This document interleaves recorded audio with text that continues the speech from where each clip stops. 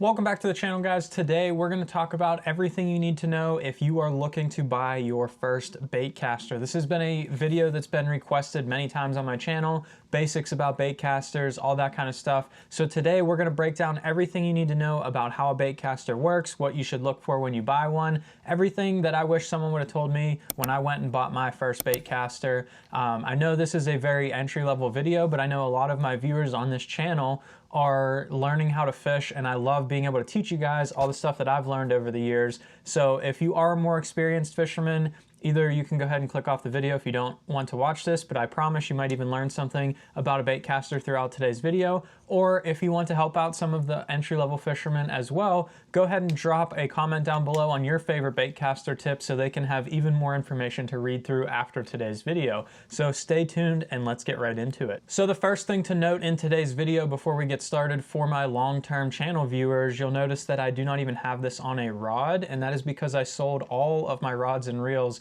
yesterday. I have absolutely no fishing rods right now, and I have 2 weeks before we start fishing, so I gotta turn that around. There is a channel announcement coming soon, new supporter for the channel, so that is in the works. We'll be getting some new rods here shortly and some new reels as well. We'll be doing that in another video later in time, but just wanted to give a quick update there and create a little bit of suspicion on maybe who I'm going with for rods and reels for the future. But hopefully they'll be here in time so we can start fishing. Winter is ending early, it looks like, here in the Northeast, so we might actually be able to get out and fish in the next couple weeks here. I'm looking to pull my boat out shortly, and we're gonna have on the water content coming very, very soon. Now, let's go ahead and get into a baitcaster here. This is the only one I have left.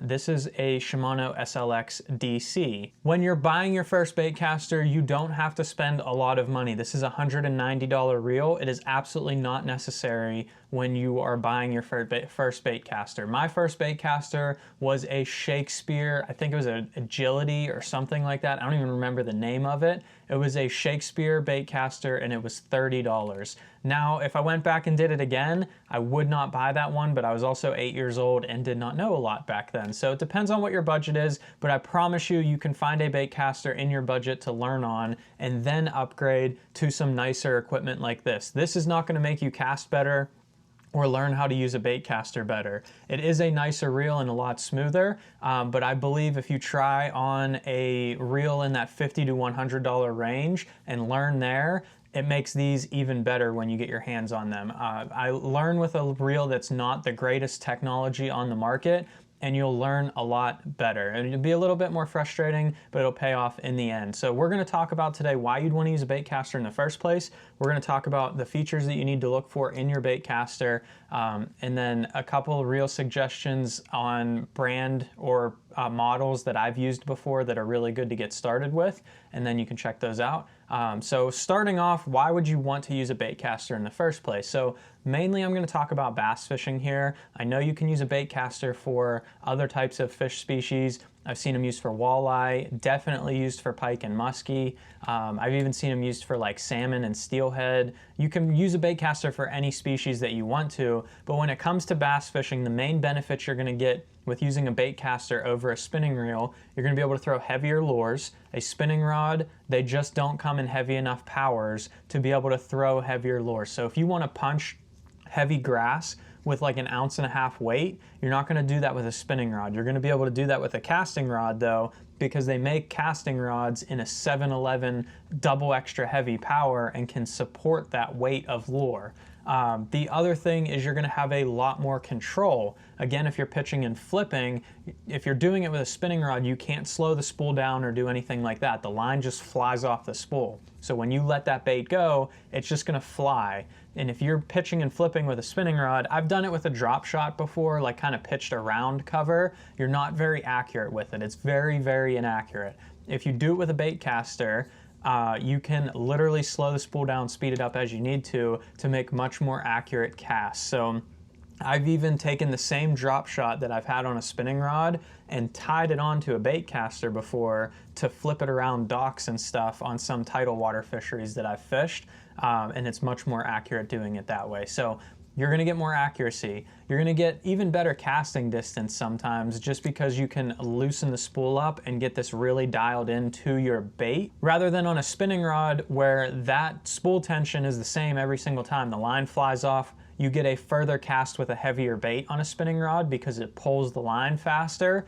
You can loosen this up so that the spool flows easier, so you can actually throw a lighter bait further on a bait caster if you really know what you're doing. So that takes some practice over time. The other thing you can do is put heavier pound test on here.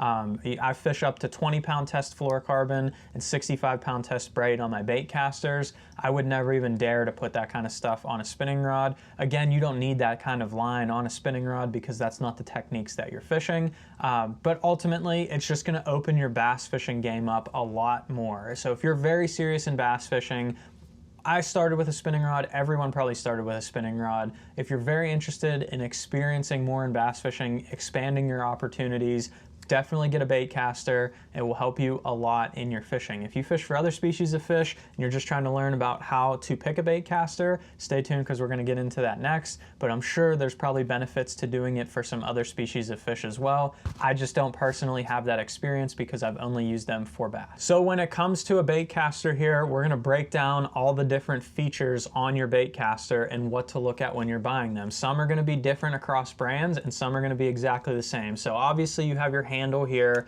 Everyone's going to be different, but it's a handle. The biggest thing here is your star drag. So every one is going to have a star drag. This one is a clicking star drag, and you can back it off or crank it all the way down, depending on which way you go. So forward is tighter and pulling it back is making it looser. I always crank my drag as tight as it can go. It seems weird, but I do not trust the drag system on a bait caster. A spinning rod, that spool spins pretty freely. You can loosen it up in a fight or whatever. It's a very smooth drag system on a spinning rod, so I trust the drag system on that. On a bait caster, it is not as smooth, and if you're using some of those heavier techniques where you might need the drag after you get that fish out of cover, but not once you set the hook, you will have too much play in your drag that when you set the hook, you might not get that hook drove all the way through the fish's mouth and you'll end up losing them. So what I do, I crank it all the way down. This is especially helpful on treble hook baits. So when you're fighting the fish, you're gonna be reeling them in, and I'll keep my thumb right above the spool here so that when I'm fighting that fish and it goes to take a run, I can just push the thumb bar and my thumb is on the spool. Still no drag come out because my thumb is clamped down on the spool, but I can release pressure as needed for that fish to pull the line that it needs to and still keep that bend in the rod so that the fish can't throw the hook because of slack, but not pull the hooks out because you're putting too much pressure on the hooks as well. You'll rip holes in their mouth, or if it's gently skin hooked on a treble hook and it pulls really hard, it can just rip through the skin and you'll lose that fish. But if you notice that fish is barely hooked, you push the thumb bar, give it a little bit of slack where it still has tension, but it can pull that line super easy. You'll never pull hooks that way. Sometimes the drag can be a little bit jittery on a bait caster, so just that practice alone will help you catch more fish on a treble hook, and that's one of another benefit of a bait caster you can't do with a spinning rod. That does take practice as well. Just like casting, it's going to take practice. That's going to take practice. You are going to lose fish trying to do that. You're not going to push the thumb bar quick enough. You're going to give it too much slack. It's going to come off and maybe even backlash a little bit. That's just something you're going to have to practice with. Do it on fish with a jig where they're not going to come off if the bait gets slack in it. If you get a good jig hook set and you're reeling that fish in, it's not going to throw the hook when you get a little bit of slack. You could literally push the button and just let it free spool and the fish won't come off. So do it with stuff like that.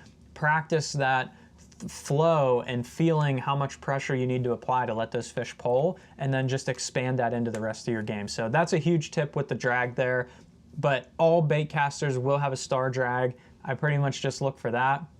There'll be different pound ratings of drag, but again, I don't really care because I'm cranking it all the way down. So usually I don't have a problem. I mean, most of them are in like the 10 to 15 pound range. That's more than enough for what you're needing to do. Crank it all the way down, use the thumb bar. The next thing as we go in the reel here, this is what controls everything on your spool here for casting. If you're getting backlashes, this is the first knob that you need to look at.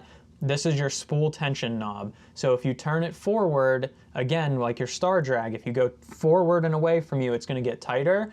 And if you pull it back, it's gonna get looser. And if you wanna see an entire video on how to cast a baitcaster and on the water walk through how each of these knobs work and how I do it while I'm out there, leave a comment down below. This guy right here, you will push, what I do, I crank it all the way down as tight as it can get. So you can see, I can barely even reel this reel. Like it does not spin, it's super tight. I will push my thumb bar and then I will slowly back this knob off until your bait slowly starts to fall. And then it lays on the ground and you do not backlash. That, if you are just learning to cast, that is how tight that your spool tension needs to be for each bait that you're using. If you are just learning how to cast. Like I said, you can get a further cast with a baitcaster once you practice a little bit and use your thumb more. So me, I actually loosen it up a little bit more. When I push it, that bait falls kind of quickly. And if it hits the ground, it might overrun a few layers of line. It's not gonna blow the reel up from falling, but it'll overrun a little bit. That's really where you want to have it set. But if you're just learning, you want it to slowly fall until it lays on the ground and does not backlash. That will ensure a much easier time learning how to cast this thing and practicing with your thumb for muscle memory without blowing your reel up every time you're using it. So that's what I would recommend. It'll decrease your casting distance a little bit, but that's what I would recommend there. Again, two different options here on your cast control knob here. You're either gonna get one like this on the Shimano that does not click, but they're usually pretty smooth, or you're gonna get a clicking one like the Star Drag that will click as you turn it forward and back. The clicking one can be beneficial because then you'll know when you are adjusting it. So if you turn it one click, you get one more little back off of the spool. This, it's a more fine-tuned adjustment. You're not only limited to the clicks. I like the fine-tune adjustment since I've been doing it for a while. Clicking might be more beneficial to start with because you can audibly hear as you're changing that spool tension knob. Then you're gonna have your spool, your thumb bar, your worm gear. That's all the same on pretty much every reel. Lastly, on this side here, you're gonna have your braking system. And there's three different kinds of braking systems that you're gonna find. The first one is going to be like this DC right here. It is just a small wheel on the side. It has a 1 through 6 option, so it's an audible click. I can just turn it and it will go 1 to 6. And that will apply the pressure on the reel. So if I turn it on 1, it's basically on nothing. If I turn it to 6, it's gonna be like max braking. This is gonna help you if you aren't very good with your thumb yet. So if you truly mastered this switch here, you had it where it fell on the ground and did not overrun, and you turned this to a 6, it would not cast very far, but you would almost never backlash this reel. Then you can slowly back it off as you get more comfortable with it and use it to cast further. Then you can back off your spool tension knob and really sing this thing out there. I use this in the wind. That's when I'm gonna use the brakes on this side most often. So if I'm fishing and it's flat calm, I might turn it down to like a 1 or a 2. Really put nothing on there and use my thumb and get the furthest cast. If I'm skipping docks, I will start to turn this up, or if I'm in the wind, I'll start to turn this up a little bit just to have a little security blanket if I mess up with my thumb. So when I'm in the wind, it starts blowing a little bit more, I might turn it up to a 3, a 4, somewhere in there. I usually never have it at a 5 or 6 unless I'm fishing in like a tornado, but usually 2 to 4 is where you want to be in that. I'll usually put it in the mid-range. So another one would be a magnetic braking system on the side here, and it'll just be a big dial. Same thing, it might go 0 to 6, it might go 0 to 10, it does not matter. Same concept applies as this dial right here. I will turn it wherever I need to, usually keeping it in that 1/3 to a half range on the scale. And then if it starts to get a little bit windier, I'll start turning it up a little bit more. Lastly, if you have a reel that has internal brakes, you will be able to take the side plate off and they'll be on the inside. Those are called centrifugal brakes. This one does not have it because it has the digital chip, but some Shimano reels do. I've had Lose reels that have it. There'll be 6 or 4 little knobs in here that you can put on or off that will control your braking, and as the spool spins, they will flip out and rub against the outside and slow your spool down, and then as the cast gets further out, they will kind of come back in and stop rubbing and let that cast get a little bit further. I think that helps a lot, and centrifugal brakes are really nice. The one thing you need to know about that is you have to have opposing brakes on. So if you're putting them on, got to have 2 on. If there's 6 and you want 4 on, you got to have 4 on. You can't put 3 or anything like that unless you're opposing them. At some point they have to be opposed. So if it is 6, you could have 3 in like a triangular pattern.